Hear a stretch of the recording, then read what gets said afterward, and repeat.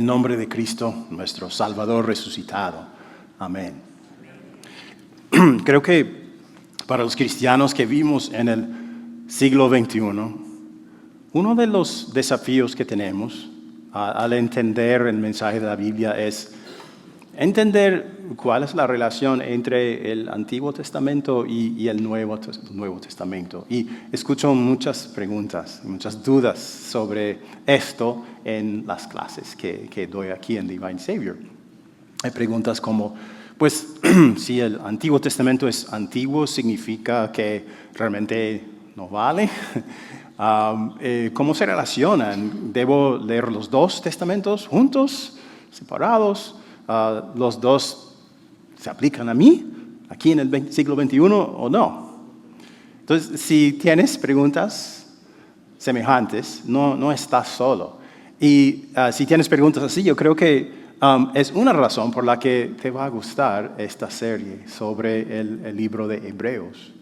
Es, como dije antes, uno de mis libros favoritos de la Biblia. Es un libro increíble que te ayudará a entender o a ver la vida, el ministerio, el sufrimiento, muerte y resurrección de Jesucristo a la luz del Antiguo Testamento. Y fue uno de los propósitos en escribir esta carta, pero no fue el propósito principal. Y para saber eso, tenemos que conocer a las personas que primero recibieron esta carta, porque sí, era una carta.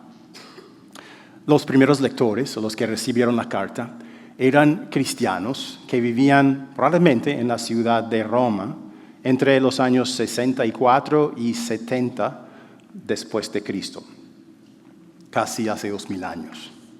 Y estas personas antes habían sido judíos, ¿no? La mayoría de ellos habían crecido en el judaísmo y algunos probablemente eran griegos que se habían convertido al judaísmo y luego se hicieron cristianos.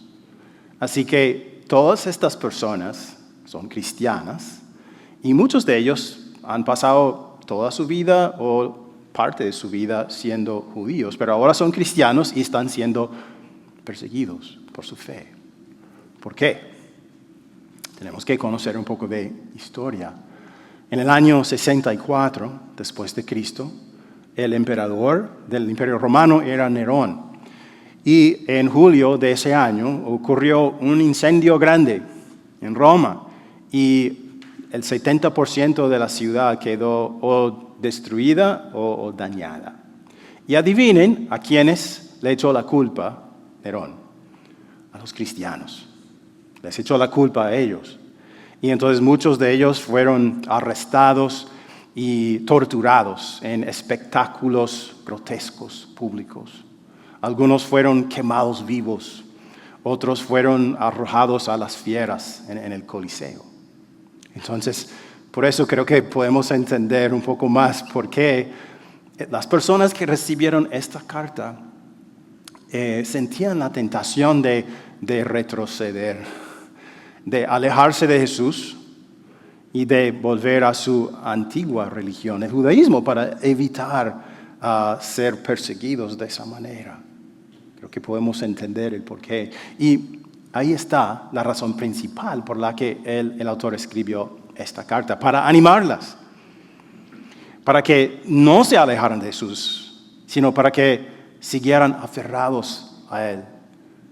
Él quiere mostrarles que Jesús es superior a todos y que el Antiguo Testamento sin el Nuevo no les puede ayudar, no les puede salvar. ¿Tienes la sensación de que Estados Unidos se está volviendo menos cristiano? ¿Sientes que hay muchas personas o más personas que odian el cristianismo que nunca antes? ¿O por lo menos hay más personas que están dispuestas a dar su opinión en voz alta al mundo sobre eso? ¿Ha afectado tu fe? ¿O crees que afectará tu fe en el futuro? Quizás la fe de sus hijos, de un hijo que ahora va a la universidad. Pues si es así, entonces es otra razón por la que te va a gustar esta serie, que se llama fijemos los ojos en Jesús, porque el autor de este libro nos anima, nos enseña a hacer eso mismo, a fijar los ojos en Jesús, para que podamos seguir viviendo en este mundo aferrados a Él, en un mundo que es muy hostil hacia Jesús y sus seguidores. Vamos a empezar leyendo Hebreos 1 al 14. Dice: Dios, que muchas veces y de varias maneras habló a nuestros antepasados en otras épocas, por medio de los profetas, en estos días finales nos ha hablado por medio de su Hijo. A este lo designó heredero de todo, y por medio de él hizo el universo. El Hijo es el resplandor de la gloria de Dios, la fiel imagen de lo que Él es, y el que sostiene todas las cosas con su palabra poderosa. Después de llevar a cabo la purificación de los pecados, se sentó a la derecha de la majestad en las alturas. Así llegó a ser superior a los ángeles, en la misma medida en que el nombre que ha heredado supera en excelencia al de ellos. Porque ¿a cuál de los ángeles dijo Dios jamás: tú eres mi hijo, hoy mismo te he engendrado? Y en otro pasaje: yo seré su padre y él será mi hijo. Además, al introducir a su primogénito en el mundo, Dios dice que lo adoren todos los ángeles de Dios. En cuanto a los ángeles, dice: Él hace de los vientos sus ángeles y de las llamas de fuego sus servidores. Pero con respecto al Hijo, dice: tu trono, oh Dios, permanece por los siglos de los siglos, y el cetro de tu reino es un cetro de justicia. Has amado la justicia y odiado la maldad. Por eso Dios, tu Dios, te ha ungido con aceite de alegría, exaltándote por encima de tus compañeros. También dice: en el principio, oh Señor, tú afirmaste la tierra, y los cielos son la obra de tus manos. Ellos perecerán, pero tú permaneces para siempre. Todos ellos se desgastarán como un vestido, los doblarás como un manto, y cambiarán como ropa que se muda. Pero tú eres siempre el mismo, y tus años no tienen fin. ¿A cuál de los ángeles dijo Dios jamás: siéntate a mi derecha, hasta que ponga a tus enemigos por estrado de tus pies? ¿No son todos los ángeles espíritus dedicados al servicio divino, enviados para ayudar a los que han de heredar la salvación? ¿Alguna vez has visto el lado oculto de la luna?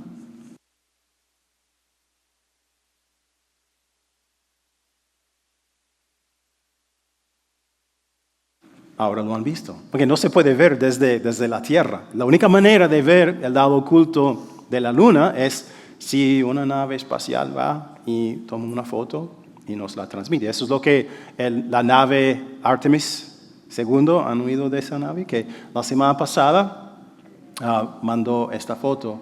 ¿Y qué piensan del lado oculto de la luna? No se ve muy diferente. Pero no podemos verlo con los ojos, porque está oculto. ¿Cómo podemos conocer a Dios y saber cómo es? Él es tan trascendente que la única manera de conocerlo es si Él nos dice quién es, si Él nos dice cómo es.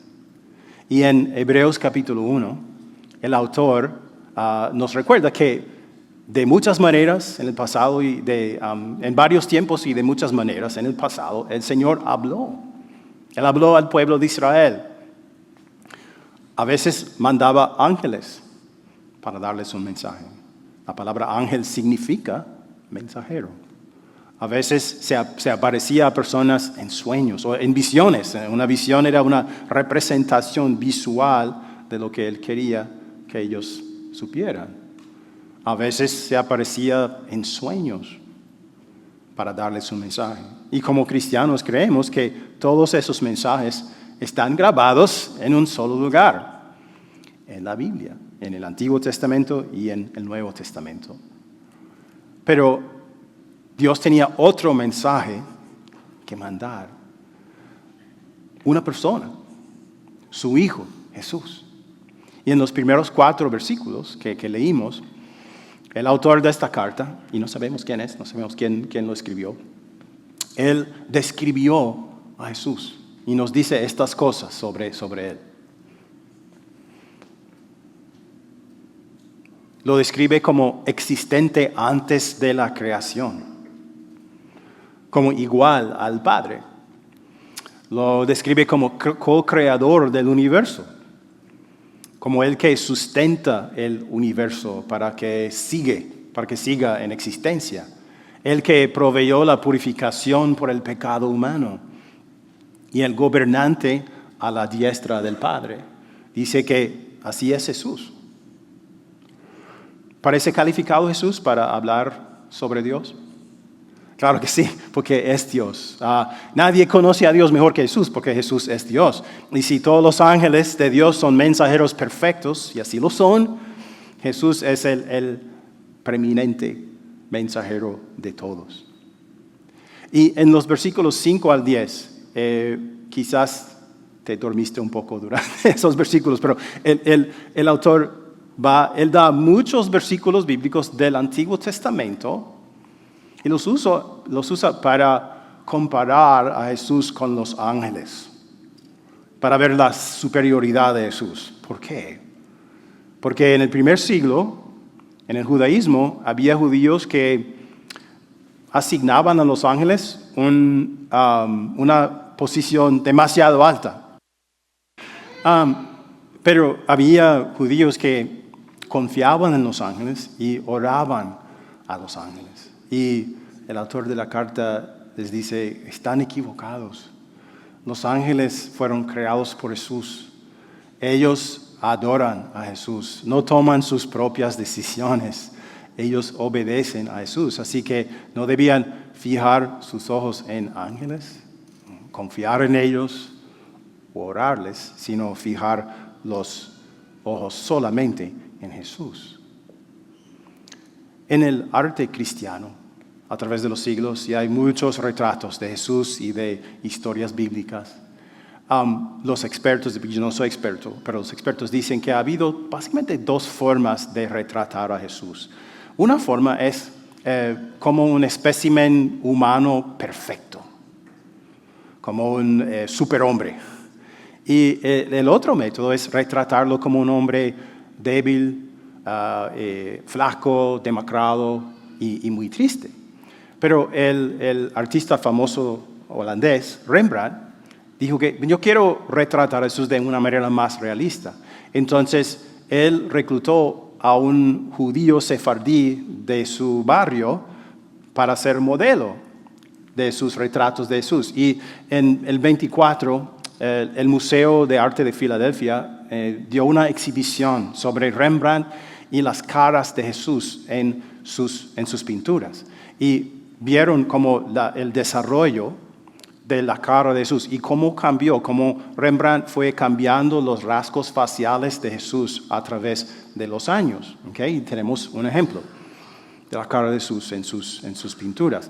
Pero también notaron que Rembrandt, con los años, también fue añadiendo rasgos de su propia cara a la cara de Jesús en sus pinturas. Entonces, si tú compararas la cara de Rembrandt en un autorretrato con la cara de Jesús, verás semejanzas. Uno podría decir que Rembrandt miró a la cara de Jesús y vio su propia cara. Si nosotros pudiéramos ver la cara de Jesús, veríamos todas las cosas que el autor de Hebreos dijo sobre él, las cosas que puse aquí en la pantalla. Veríamos todas esas cosas, pero también nos veríamos a nosotros mismos, porque veríamos en Jesús a Dios que se hizo hombre, como nosotros. Veríamos a Dios hecho hombre por nosotros. Jesús es la purificación, el que proveyó purificación por los pecados humanos. ¿Por qué? Porque Él se sustituyó a nosotros en la cruz. Porque Él recibió la ira del Padre que merecían nuestros pecados. Entonces podemos decir que Jesús es nuestro sustituto. Y cuando Jesús estaba en la cruz, Él era nosotros éramos Él. Qué bendición el poder mirar a la cara de Jesús y ver nuestra propia cara. Y saber, Él vino por mí. Él vino para morir por mí, sufrir por mí, por todas las personas, hasta por las personas que detesto. Él vino a morir por ellos. Cada ser humano puede mirar a su cara y ver su propia cara. Pues acabamos de celebrar la Pascua y celebramos como Dios resucitó a Cristo de entre los muertos para mostrar que aceptó su sacrificio y también lo exaltó hasta su diestra para gobernar sobre todo el universo para el beneficio de nosotros. Entonces podemos decir que Jesús es la palabra final de Dios. Él es la culminación del plan de Dios. Él es el plan de Dios. Jesús no es simplemente un mejor mensajero que los ángeles. Él es el mensaje. ¿Entendiste? Jesús es el mensaje que Dios mandó al mundo. En la persona de Jesús, Dios te dice a ti, esto es lo que realmente quiero que sepas. Yo te amo tan profundamente que mandé a mi hijo a este mundo. Se hizo un ser humano y yo lo traté como debería tratarte a ti. Yo lo castigué por tus pecados para que yo pudiera ahora tratarte a ti como un hijo, considerarte un hijo. Y así es como te veo ahora. Es lo que Jesús nos dice a nosotros, que el Padre nos ama tanto. La semana pasada la gente quedó, fue hace 2 semanas yo creo, la gente quedó como asombrada por el audaz rescate de algunos pilotos de las Fuerzas Aéreas de Estados Unidos que fueron derribados sobre Irán, que entraron y salieron sin perder una sola persona. ¡Wow! Pero el rescate que efectuó Jesús fue aún más increíble. Por eso el autor dice esto en el capítulo 2, versículos 1 al 4. Dice, por eso es necesario que prestemos más atención a lo que hemos oído. No sea que perdamos el rumbo. Porque si el mensaje anunciado por los ángeles tuvo validez, toda transgresión y desobediencia recibió su justo castigo. ¿Cómo escaparemos nosotros si descuidamos una salvación tan grande? Esta salvación fue anunciada primeramente por el Señor, y los que la oyeron nos la confirmaron. A la vez, Dios ratificó su testimonio acerca de ella con señales, prodigios y diversos milagros y dones distribuidos por el Espíritu Santo según su voluntad. Y lo que él dice es cierto. En el Antiguo Testamento, siglos o milenios antes de la llegada de Jesús, Dios dijo, Él viene. Lo predijo. En la noche de su nacimiento, ¿quiénes anunciaron su nacimiento? Ángeles, mensajeros, enviados por Dios. Cuando Jesús fue bautizado, ¿qué hizo el Padre? Habló y dijo, este es mi Hijo amado, estoy muy complacido con él. En su ministerio, Jesús habló y enseñó con autoridad la palabra de Dios. Él les dijo a los discípulos, voy a ser entregado, condenado, torturado y crucificado. Y sucedió. También les dijo, voy a resucitar al 3er día, y resucitó. Entonces ellos quedaron convencidos de eso y salieron al mundo para predicar el mismo mensaje. Y el Señor autenticó esas palabras por medio de milagros. Ellos hicieron milagros para decir, estos hombres están diciendo la verdad. Y al final ellos grabaron esas palabras en el Nuevo Testamento de la Biblia. ¿Qué nos está diciendo el autor de Hebreos? Prestemos atención. Nosotros tenemos la historia completa. La historia completa. El Antiguo Testamento, el Nuevo Testamento. Tenemos las promesas y también tenemos el cumplimiento de las promesas. Así que prestemos atención a este mensaje. Y él compara este mensaje con en el Antiguo Testamento, cuando un ángel, un profeta, entregaba un mensaje de Dios al pueblo, ¿qué se suponía que ellos hacían? Se suponía que hacían caso a ese mensaje, que lo escucharan. Pero si una persona se negaba a escuchar el mensaje, sería como decirle a Dios, no tengo interés en lo que tú quieras decirme. Pues, ¿qué pasa hoy? Nosotros Escuchamos muchas voces de expertos, ¿verdad? En los videos, en los podcasts, voces de influencers, de medios sociales, gurús de autoayuda. Nos dicen que como los dispositivos que usamos son la clave para tener una mejor vida. Escuchamos muchas voces. Y la vida es difícil, así que buscamos ayuda de esas fuentes. Y hay información buena, pero también hay información mala que puede sonar bien o hasta bíblico, pero tiene la posibilidad de envenenar nuestra alma y apartarnos de Jesús. Por otro lado, hay información buena o tecnología buena o personas buenas que realmente pueden ayudarnos, pero confiamos a veces en ellos primero y no en Dios primero. Invertimos el orden. No es que dejemos de confiar en Dios, es que eventualmente lo encontramos menos útil y esas otras cosas más útiles. Y el peligro es que eso se vuelva como un patrón en nuestra vida y nos cause y que haga que nosotros nos desviemos, nos vayamos a la deriva.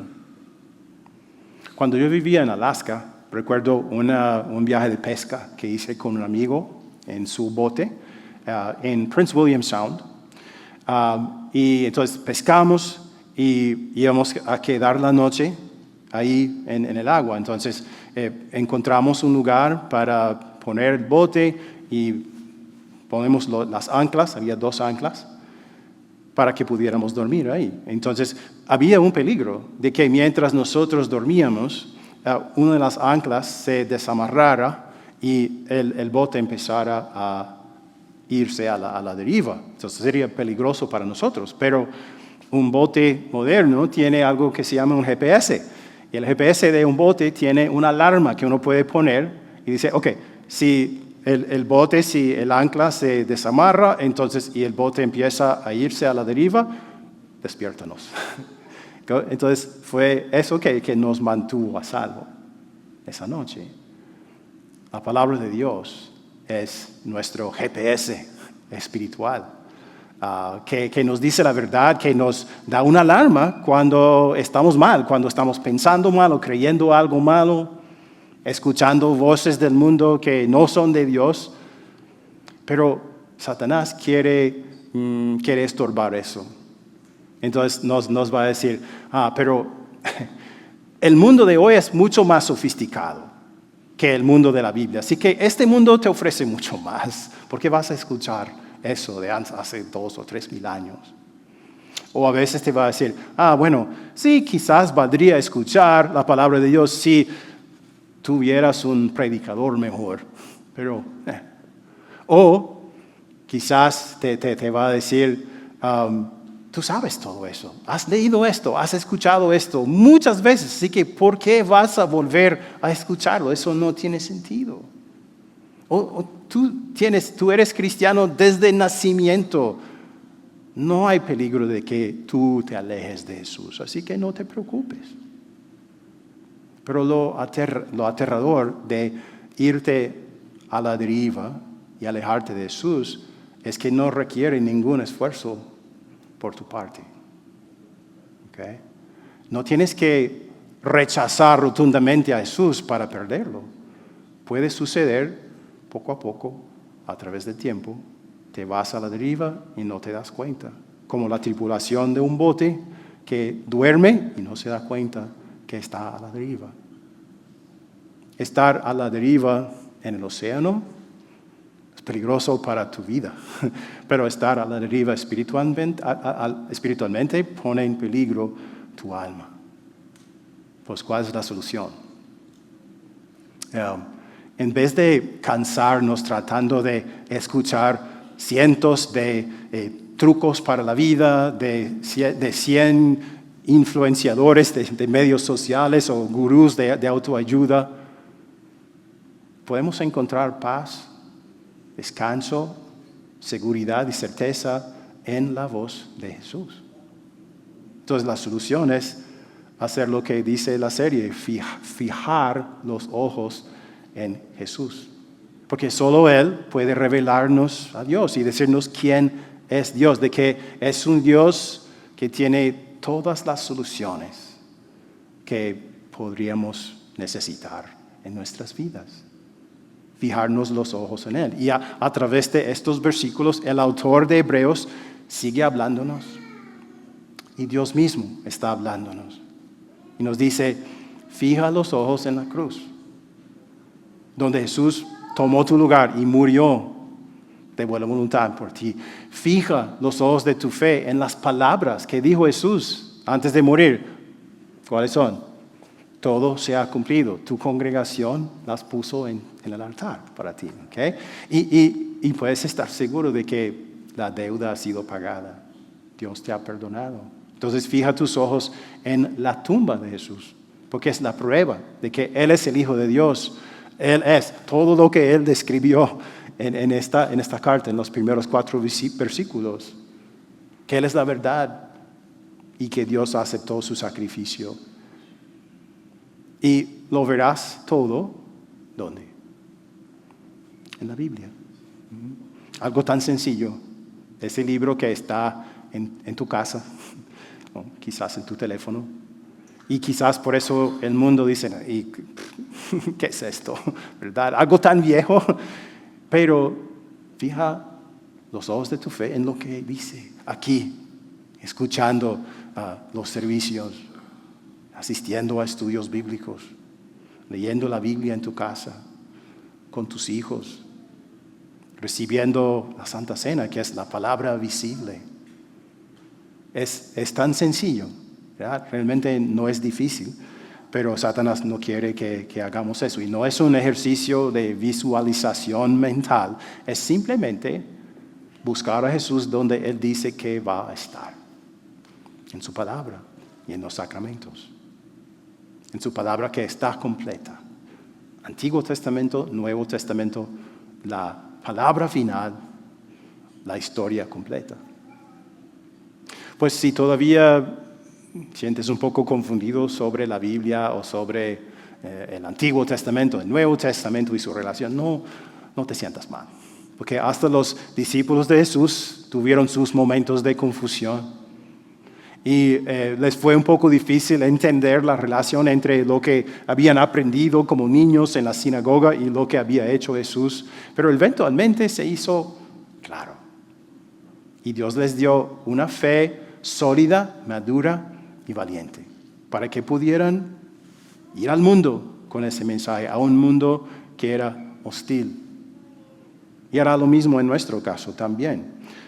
Es la razón porque Él nos llama también a ser discípulos. Y un discípulo es un aprendiz, un estudiante. Y cuando quedas convencido de que Jesús es la última palabra de Dios para ti, no te vas a cansar de escuchar lo que Él dice.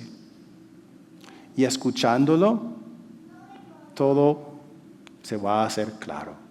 Vas a entender. Y Él te va a dar la misma fe, una fe sólida, madura y valiente, para que sigas aferrado a Él en este mundo que todavía lo odia. Amén. La paz de Dios sea con todos nosotros, hoy, mañana y siempre. Amén.